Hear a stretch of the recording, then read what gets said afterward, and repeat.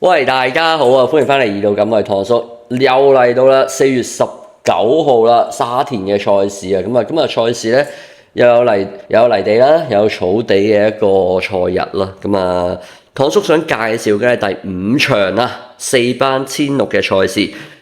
希望咧大家多多支持我哋二度咁啦，繼續咧去支持我哋，留言啦、like 啦、share 啦，同埋最緊要咧係撳翻個訂閱掣。將我哋嘅片咧分享俾好多唔同嘅馬迷朋友啦，希望大家多多支持我哋。嚟到今個賽日啦，第5場賽事，首選放咗11號啊潘頓，羅夫全嘅合作，今次咧超開心，一檔121磅嘅馬仔，4班1600，內欄。上名率超過40%幾，加埋潘頓，如果加埋個大熱門嘅咧，呢隻馬咧一定要有噶啦，因為講緊啊，如果係同組大熱門嘅潘頓咧，上名率咧係超過好似70%嘅，咁所以咧喺數據上嚟講咧，喺呢隻馬上面嘅表現咧，我相信咧係會有賠率上面嘅斬獲啦，因為我就覺得啦，睇翻嘅上一場啦，我哋做翻個 reference 啦，3月22號嘅賽事啦，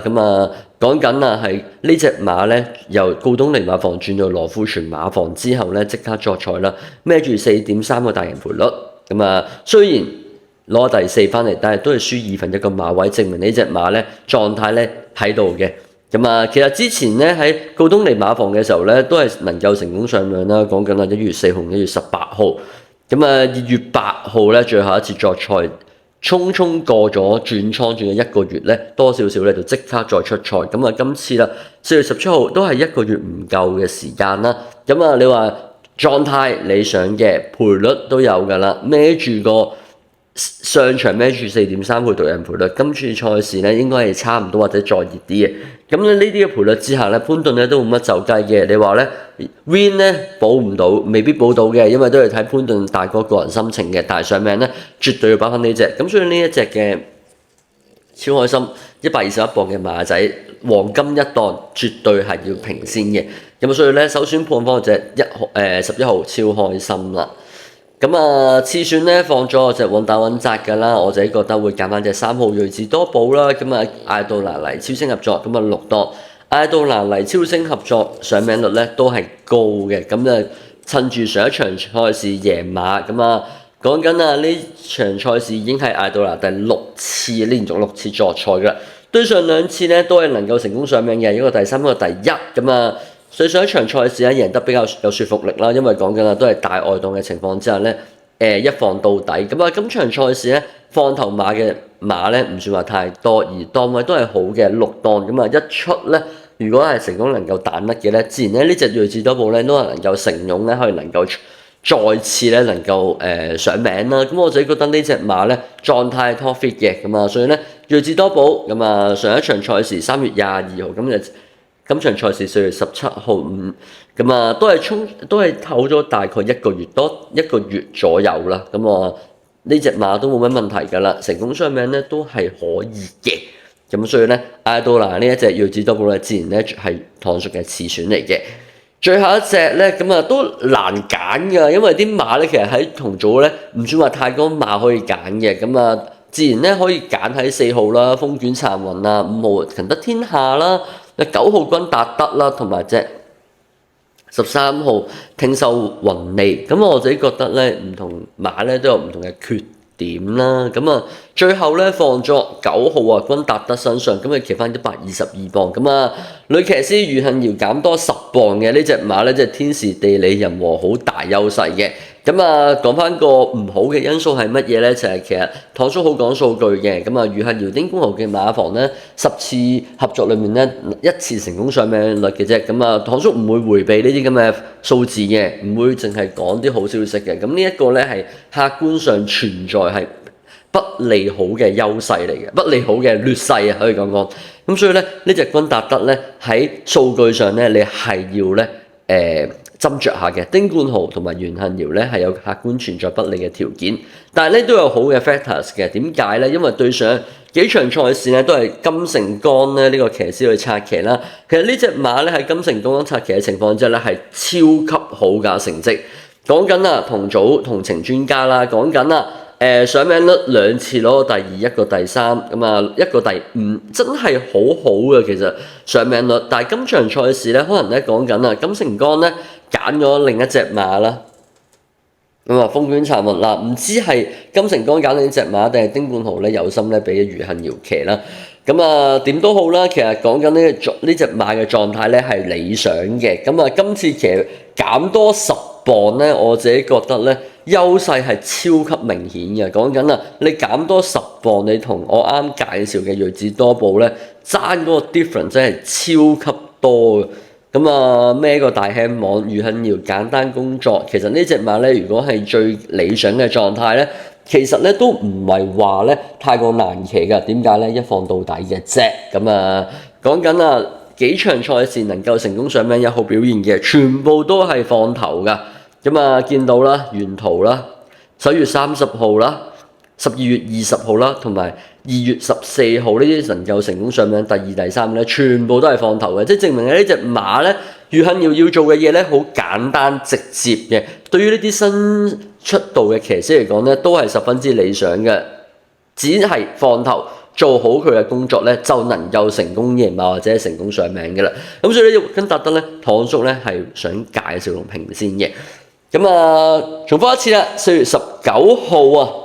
第5場4班1600嘅賽事，首選潘頓大哥超開心，次選睿智多寶3號，3選放咗隻9號君達德。咁我哋交俾下一位拍檔講另一場賽事。大家好，我係丹尼，咁啊翻到嚟禮拜日，咁啊呢次都跑幾多泥地賽事，因為養草咁啊，因為遲啲又係呢個女王杯日啦，咁啊幫大家分析翻其中一場泥地賽事，咁啊第8場咁3班1200米嚟嘅，咁啊呢場馬咧就好多馬都之前一齊跑過嘅，咁啊我覺得呢場形勢都比較清晰少少嘅，咁啊首選我揀翻隻。咁啊，就係呢個1號嘅有愛心得。咁啊，呢個新嘅女騎師啦，咁啊，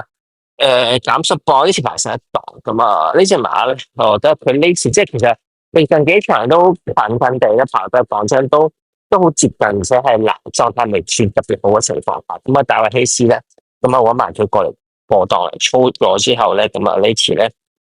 就你過嚟，你個跑翻呢場啱啱跑到第3名嘅賽事，咁其實嗰場都近，其實佢都淨係輸俾洛水邊眼，其實可能都係過嚟馬位咁樣，咁啊，就一當呢次其實佢呢個10磅仔咁樣擺喺前面噶嘛，冇問題，我覺得咁啊入到直路咧，應該可以咧接近咁樣入，所以我覺得問題不大，咁同埋呢隻馬未必會太遠，咁啊，我覺得完全係值得抵博嘅，咁啊，所以咧就擺翻咗我嘅首選啦。咁啊，次選咧，我揀嘅咧，咁啊就係呢個3號嘅標誌極光。咁啊，標誌極光呢隻馬講真，係一路都近噶嘛。繼續報文啦，咁樣文家良呢隻馬，咁呢隻馬即係拍起咗之後嘅場場都近，咁啊狀態非常之好啦。咁啊上場咧，其實係咁嘅形勢下都係輸少少6成鐘，或者冇落到嚟噶嘛。咁呢場嘅4檔好跑，咁啊2隻熱噶啦，不過呢啲馬一定跑得近嘅，我覺得絕對咧就飄得繼續去。投注嘅馬，同埋啲中心準馬咧，絕對好難。咁啊，所以擺翻到第5選。咁啊，第3選咧，咁啊，我博翻隻少少可能冷門少少。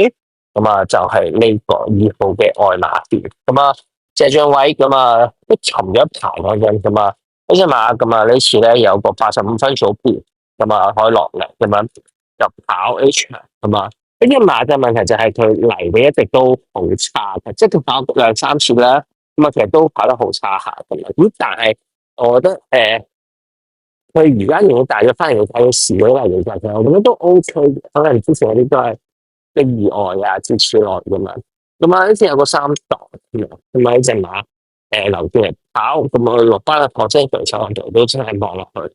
都真係麻麻地嘅啫。其實咁啊，安城啦揸住嚟騎咁啦，擺喺前面或者係留住 cover 咁，我覺得咧都好跑嘅。咁啊。始終個班底質素喺度啦，咁啊鄭仲偉都即係一定係想反彈噶啦，咁樣講真，咁啊呢隻馬我覺得絕對都可以睇住嘅，咁啊3344嘅話都會好好分咧，咁啊咁隨便都要翻，咁啊呢隻馬就嘅第3選。好啦，麥丹尼呢場首選1號嘅有愛心得，次選咧就3號嘅標誌極光，咁啊第二選2號嘅愛馬仕1、2、3。今次咧中意第11場啊，咁啊首選要呢隻桃花開啦。上場跑到 G2 嘅，咁啊對手太強嘅，對住嗰啲竹園啊、金鑽貴人啊嗰啲，咁你邊度夠跑啫？係嘛？咁但係你落翻2班咧就唔同啦。佢2班咧已經連贏2場1600、1800真情贏上嚟，其實啲狀態咧喺翻晒度翻嚟㗎啦。咁啊90分，上次再加幾分，加到96，我覺得都冇乜問題嘅。跟住賽後試課集，咁但係上次就略嫌對手有啲太強啦。二嚟咧就其實你睇翻上次咧1600去做個21秒9末段咧都幾犀利嘅。佢前一次贏嗰鋪咧都做22秒2啫嘛。咁當然啦，前面佢跟得快啲啦，時間1分11秒7，嗰場時間慢啲嘅。但係你見到咧個狀態咧就有增冇減㗎啦，只不過係純粹即係對手太強咁解啫。咁啊今次落翻嚟2班呢個12檔換翻啲賠率，你遮住啱啱嗰場跑第9咧，其實佢係打贏緊2場冇乜問題嘅，喺2班可以繼續贏嘅，我覺得桃花開。好，咁啊，另外第2隻就要翻告東尼一隊啦，君主傳承啦。咁我都係覺得有啲配合，所以先睇高桃花開啫。另外，即係桃花開都有對手，咁但係呢隻就都係追㗎啦，嗰隻又係啦。咁啊，君主傳承都贏咗2場啦。前一場就贏扣女奔放啦3班，咁啊上場3班再贏，今場升上2班布文騎。咁啊125磅可以嘅，即係一隊告東尼咁樣狀態咁 fit 咧，告東尼啲配合咧其實唔係咁簡單嘅，好多時，即係佢要諗辦法贏咧，其實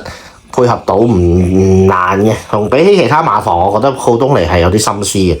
咁啊，所以呢一隊揀先啦。另外3選要翻隻5號啦，飛維僥倖啦。飛維僥倖就其實之前都看 form 嘅喎，即係前幾場先贏完啊嘛。其實谷草1650。咁啊之後就其實上年26年係贏完啦呢隻，咁啊同主嗰隻之前同主啦嗰隻果然僥倖咧就啱啱都贏咗馬啦，咁啊其實後來就易咗主啦，大家知道啦，因為